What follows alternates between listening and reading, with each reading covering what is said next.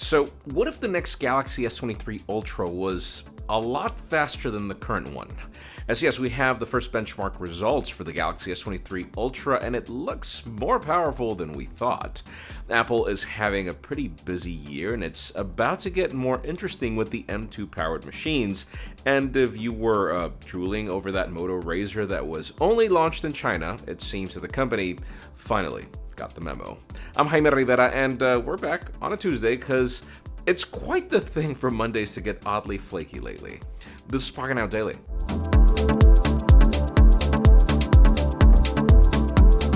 The official news today begin with Motorola and the Razr, since it just made its global debut. Almost, 3 months after it launched in China, the Moto Razr 2022 is finally getting an international release in Europe. Yes, notice Europe. The clamshell is powered by the Snapdragon 8 Plus Gen 1, and for now, you can only get the model in the 8 gigs of RAM and paired with 256 gigs of storage. It brings a 6.7-inch OLED display at Full HD Plus resolution with 144Hz refresh rate, and you also get the 2.7-inch OLED screen on the outside, and it allows you to access most of the phone's features pretty much. They do a really good job at it.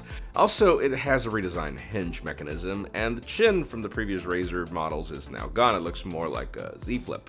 From the camera department, we get a 50 megapixel main sensor with OIS and a 13 megapixel ultra wide camera. On the main display, there's a 32 megapixel module housing the punch hole cutout. The device runs on a 3500 mAh battery, which is larger than the predecessor, and the company ensured that the Razr 2022 supports 30-watt turbocharging capabilities. Finally, it will go on sale in European countries starting today for 1,199 euros. Does this change your mind about the phone, or do you still not care about it? Let us know in the comments. And sticking to the official news, let's switch on to Apple, since iPadOS 16.1, iOS 16.1, macOS Ventura, and others are finally official. As for the first two, the new iPadOS brings new features like collaboration, which allows you to add and communicate with people on applications like Safari and the iWork suite, messages, and even third-party applications, and lets you share documents, photos, and videos with a group. We also have Freeform that lets users interact with a virtual whiteboard, and according to Cupertino, it is great for brainstorming in a group.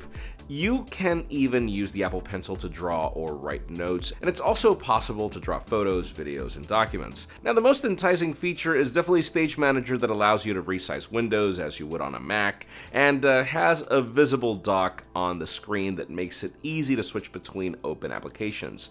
It also lets you plug your device to an external display so that you can have two screens. Users can create groups of 3 or 4 windows on each display and have a total of 8 applications running at the same time. Now, if you remember, at first Stage Manager was only available for M1 powered iPads, but that now got extended to older iPad Pro models with some limitations. And when it comes to iOS 16, this one now brings the integration with Apple Fitness Plus to the iPhone without the need for the Apple Watch. iCloud Shared Photo Library is now available and lets you share photos with 5 other people who can edit, add, and remove items. And finally, live activities for third-party applications is also making the cut, letting you stay on top of real-time stuff on the lock screen and even the dynamic island on the 14 Pro models. We'll keep you posted whenever we get more stuff. Now, speaking about Cupertino, let's talk about upcoming computers powered by the M2 that are about to arrive. We thought it was going to be part of a silent release, but according to a new report from Mark Gurman, the new MacBook Pro models will be available with the M2 Pro and M2 Max chip options, but he believes there will be a minimal change in these laptops. It seems like the new Macs will be announced in November with a press release on the Apple Newsroom site like they did with the iPads, and it makes sense because Apple has launched new Macs in November multiple times in recent years. Gurman has previously claimed that the 2 Mac Mini models with the M2 and M2 Pro were in development, so there's a chance we could see those make an appearance as well. Now, as for the Mac Pro, Mark Gurman claims that the high-end desktop tower will not be updated with Apple Silicon chips until 2023, which goes against Apple's projections. It is also reported that the upcoming Mac Pro could arrive with an M2 Ultra and M2 Extreme chip whenever those are available. We'll also keep you posted.